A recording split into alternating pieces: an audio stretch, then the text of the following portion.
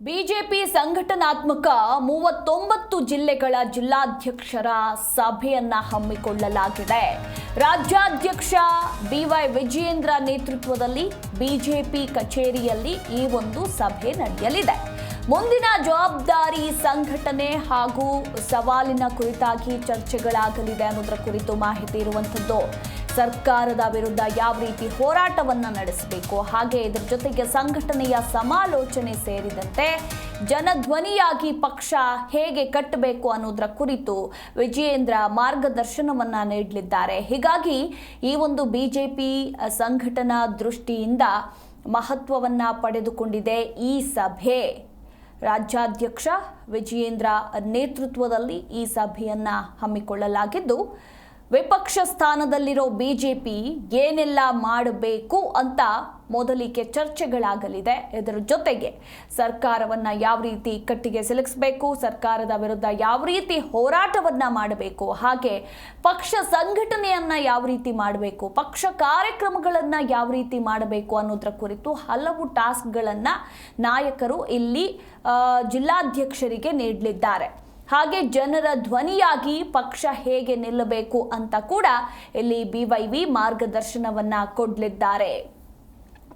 ಸಾಕಷ್ಟು ಕುತೂಹಲ ಮೂಡಿಸಿದೆ ಈ ಒಂದು ಸಭೆ ಅಂತಾನೆ ಹೇಳಬಹುದು. ಈ ಕುರಿತು ಇನ್ನೂ ಹೆಚ್ಚಿನ ಡೀಟೇಲ್ಸ್ ಕೊಡ್ತಾರೆ ನಮ್ಮ ಪ್ರತಿನಿಧಿ ಜನಾರ್ದನ್ ಹೆಬ್ಬಾರ್. ಬಿಜೆಪಿ ಸಂಘಟನಾತ್ಮಕ 39 ಜಿಲ್ಲೆಗಳ ಜಿಲ್ಲಾಧ್ಯಕ್ಷರ ಸಭೆ ನಡೆಯಲಿದ್ದು ಸಾಕಷ್ಟು ಕುತೂಹಲ ಮೂಡಿಸಿರುವಂಥದ್ದು. ಪ್ರಮುಖವಾಗಿ ಏನೆಲ್ಲ ಹೈಲೈಟ್ ಪಾಯಿಂಟ್ಸ್ ಇಲ್ಲಿ ಚರ್ಚೆ ಆಗಲಿದೆ, ಈ ಸಭೆ ಯಾವಾಗ ನಡೆಯುತ್ತೆ, ಯಾರೆಲ್ಲ ಭಾಗಿಯಾಗಲಿದ್ದಾರೆ, ಓವರ್ ಆಲ್ ಡೀಟೇಲ್ಸ್.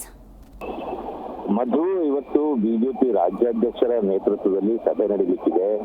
ಎಲ್ಲಾ ಜಿಲ್ಲೆಯ ಸಂಘಟನಾತ್ಮಕ ಜಿಲ್ಲೆಯಾಗಿರ್ತದೆ, ಅಂದ್ರೆ 39 ಜಿಲ್ಲೆಗಳ ಜಿಲ್ಲಾಧ್ಯಕ್ಷರ ಜೊತೆಯಲ್ಲಿ ಸಭೆ ನಡೆಯುತ್ತೆ. ಬಹಳ ಪ್ರಮುಖ ಏನಂತಂದ್ರೆ, ಸುಮಾರು 1.5-2 ವರ್ಷಗಳಿಂದ ಪಕ್ಷ ಸಂಘಟನೆ ಅನ್ನೋದು ಸಂಪೂರ್ಣವಾಗಿ ಬಿಜೆಪಿಯಲ್ಲಿ ಸ್ಥಗಿತವಾಗಿದೆ ಅನ್ನೋ ಆರೋಪ ಇದೆ. ಪದಾಧಿಕಾರಿಗಳಿಲ್ಲ, ಜಿಲ್ಲಾ ಮಟ್ಟದಲ್ಲಿ ಜಿಲ್ಲಾಧ್ಯಕ್ಷರುಗಳೇ ಇರಲಿಲ್ಲ, ಅಲ್ಲಿ ಮತ್ತು ಉಳಿದಂತ ಪದಾಧಿಕಾರಿಗಳ ನೇಮಕ ಇಲ್ಲ. ಹೀಗಾಗಿ ಪಕ್ಷ ಸಂಘಟನೆ ಮಾಡಬೇಕು ಅಂತಂದ್ರೆ ಯಾರು ಮಾಡಬೇಕು, ಯಾರಿಗೆ ಜವಾಬ್ದಾರಿ ಕೊಡಬೇಕು, ಇದೆಲ್ಲವೂ ಕಾರಣಕ್ಕಾಗಿ ಸಂಪೂರ್ಣ ಸ್ಥಗಿತವಾಗಿ ಹೋಗಿತ್ತು. ಈಗ ಅದಕ್ಕೆ ಚಾಲನೆ ಸಿಗುವಂತ ಸಾಧ್ಯತೆ ಇದೆ. ಯಾಕಂದ್ರೆ ರಾಜ್ಯಾಧ್ಯಕ್ಷರ ಆಯ್ಕೆ ಅಥವಾ ಇವರೇ ಕಂಟಿನ್ಯೂ ಆಗ್ತಾರಾ ಇಲ್ವಾ ಅನ್ನೋ ಗೊಂದಲ ಒಂದು ಕಡೆಯಲ್ಲಾದ್ರೆ, ಇನ್ನೊಂದು ಕಡೆಯಲ್ಲಿ ಪಕ್ಷ ಜಿಲ್ಲೆಯಲ್ಲಿ ರಾಜ್ಯಾದ್ಯಂತ ಎಲ್ಲಿಯೂ ಕೂಡ ಪಕ್ಷ ಸಂಘಟನೆಗೆ ಸಂಬಂಧಪಟ್ಟ ಹಾಗೆ ಯಾವುದೇ ಚಟುವಟಿಕೆಗಳು ನಡೀತಾ ಇರಲಿಲ್ಲ. ಈಗ ಅದಕ್ಕೆ ಚಾಲನೆ ಕೊಡುವಂತ ನಿಟ್ಟಿನಲ್ಲಿ ಸಭೆಯನ್ನ ಕರೆಯಲಾಗಿದೆ. ಮೊನ್ನೆ ದಿನ ಉಳಿದ 11 ಜಿಲ್ಲೆಗಳ ಜಿಲ್ಲಾಧ್ಯಕ್ಷರನ್ನ ನೇಮಕ ಮಾಡೋದ್ರ ಮೂಲಕ ಎಲ್ಲ 39 ಜಿಲ್ಲೆಗಳಿಗೆ ಜಿಲ್ಲಾಧ್ಯಕ್ಷರನ್ನ ನೇಮಕ ಮಾಡಿಕೊಂಡಿದೆ ಬಿಜೆಪಿ. ಅವರನ್ನ ಕರೆದು ಅವರ ಜೊತೆಯಲ್ಲಿ ಚರ್ಚೆಯನ್ನ ಮಾಡಿ ರಾಜ್ಯ ಸರ್ಕಾರದ ವಿರುದ್ಧ ಮಾಡುವಂತಹ ಹೋರಾಟಗಳು ಹೇಗಿರಬೇಕು, ಪಕ್ಷ ಸಂಘಟನೆ ಯಾವ ರೀತಿಯಲ್ಲಿ ಆಗಬೇಕು, ಮತ್ತು ಪದಾಧಿಕಾರಿಗಳ ನೇಮಕವನ್ನ ಮಾಡಿಕೊಳ್ಳುವಂತ ಜವಾಬ್ದಾರಿ ಕೂಡ ಜಿಲ್ಲಾಧ್ಯಕ್ಷರುಗಳದೇ ಇರುತ್ತೆ. ರಾಜ್ಯಾಧ್ಯಕ್ಷರ ಗಮನಕ್ಕೆ ತಂದು ಜಿಲ್ಲಾಧ್ಯಕ್ಷರು ಅವರಿಗೆ ಬೇಕಾದ ಉಳಿದ ಪದಾಧಿಕಾರಿಗಳನ್ನ ನೇಮಕ ಮಾಡಿಕೊಳ್ತಾರೆ ಜಿಲ್ಲೆಯಲ್ಲಿ.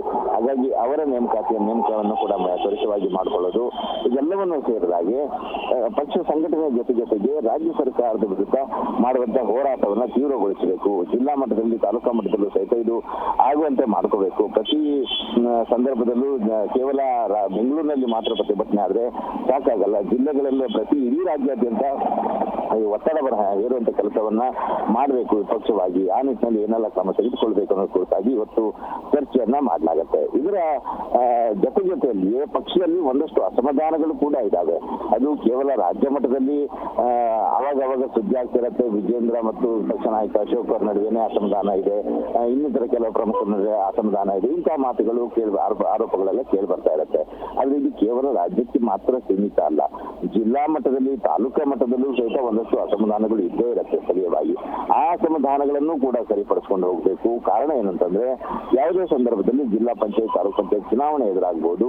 ಅದಕ್ಕೆ ಸಂಪೂರ್ಣವಾಗಿ ಈಗಲೇ ಸಿದ್ಧತೆಯನ್ನ ಮಾಡ್ಕೋಬೇಕು. ಮತ್ತು ಜೆಡಿಎಸ್ ಜೊತೆ ಮೈತ್ರಿ ಇರೋ ಕಾರಣಕ್ಕಾಗಿ ಜೆಡಿಎಸ್ ಜೊತೆಗಿನ ಸಂಬಂಧವನ್ನು ಕೂಡ ಚೆನ್ನಾಗಿ ಇಟ್ಕೊಳ್ಳೋ ನಿಟ್ಟಿನಲ್ಲಿ ಅದಕ್ಕೆ ಬೇಕಾದಂತ ವ್ಯವಸ್ಥೆಯನ್ನು ಕೂಡ ಮಾಡ್ಕೋಬೇಕು. ಹೋರಾಟಗಳಲ್ಲಿ ಅವರನ್ನು ಕೂಡ ಭಾಗಿಯಾಗಿ ಮಾಡ್ಕೊಳ್ಳೋ ನಿಟ್ಟಿನಲ್ಲಿ ಎಲ್ಲ ಸಿದ್ಧತೆಯನ್ನ ಮಾಡಿಕೊಳ್ಳಿ ಅನ್ನೋ ಸೂಚನೆ. ಒಟ್ಟಾರೆಯಾಗಿ ಬಿಜೆಪಿ ಜೆಡಿಎಸ್ ಮೈತ್ರಿಯ ಜೊತೆಗೆ ಬಿಜೆಪಿಯ ಸಂಘಟನೆಯನ್ನು ಕೂಡ ಉತ್ತಮವಾಗಿ ನಡೆಸ್ಕೊಂಡು ಹೋಗ್ಬೇಕು, ಮಾಡಬೇಕು ಅನ್ನೋ ಟಾಸ್ಕ್ ಅನ್ನ ಇವತ್ತು ಕೊಡ್ಲಿಕ್ಕಿದ್ದಾರೆ. ಇನ್ನೊಂದು ಪ್ರಮುಖ ಅಂಶ ಏನಂತಂದ್ರೆ ರಾಜ್ಯಾಧ್ಯಕ್ಷರ ಆಯ್ಕೆ ಇನ್ನೂ ಸಂಪೂರ್ಣ ಆಗಿಲ್ಲ. ವಿಜೇಂದ್ರ ಅವರೇ ಕಂಟಿನ್ಯೂ ಆಗ್ತಾರೋ ಅಥವಾ ಬೇರೆಯವ್ರು ಬರ್ತಾರೋ ಇಲ್ವೋ ಅನ್ನೋದು ಗೊಂದಲ ಇದೆ. ಈ ನಿಟ್ಟಿನಲ್ಲೂ ಸಹಿತ ವಿಜೇಂದ್ರ ಅವರು ಪಕ್ಷ ಸಂಘಟನೆಯನ್ನ ಅದ್ಭುತವಾಗಿ ಮಾಡಿ ತೋರಿಸಿದ್ರೆ ಹೈಕಮಾಂಡ್ ಬಿಜೆಪಿ ಹೈಕಮಾಂಡ್ಗೂ ಒಂದು ಸಮಾಧಾನ ಮಾಡುತ್ತೆ. ವಿಜೇಂದ್ರ ಅವ್ರನ್ನ ಕಂಟಿನ್ಯೂ ಮಾಡೋದಕ್ಕೂ ಕೂಡ ಕಾರಣ ಆಗತ್ತೆ. ಈ ಕಾರಣಕ್ಕಾಗಿ ವಿಜೇಂದ್ರ ಅವರು ಕೂಡ ಚುರುಕಿನಿಂದ ಈ ಕೆಲಸವನ್ನ ಮಾಡ್ತಾ ಇದ್ದಾರೆ. ಇನ್ನೊಂದು ಅರ್ಧ ಗಂಟೆ ಅಷ್ಟೊತ್ತಲ್ಲಿ ಸಭೆ ಆರಂಭ ಆಗುತ್ತೆ. ವಿಜೇಂದ್ರ ಅವರ ಜೊತೆಯಲ್ಲಿ ಪಕ್ಷದ ಇನ್ನಿತರ ಪ್ರಮುಖರು ಕೂಡ ಉಪಸ್ಥಿತರಿರ್ತಾರೆ. ಮತ್ತು ಎಸ್, ಥ್ಯಾಂಕ್ ಯು ನಿಮ್ಮೆಲ್ಲ ಮಾಹಿತಿಗಾಗಿ ಹೆಬ್ಬಾರ್.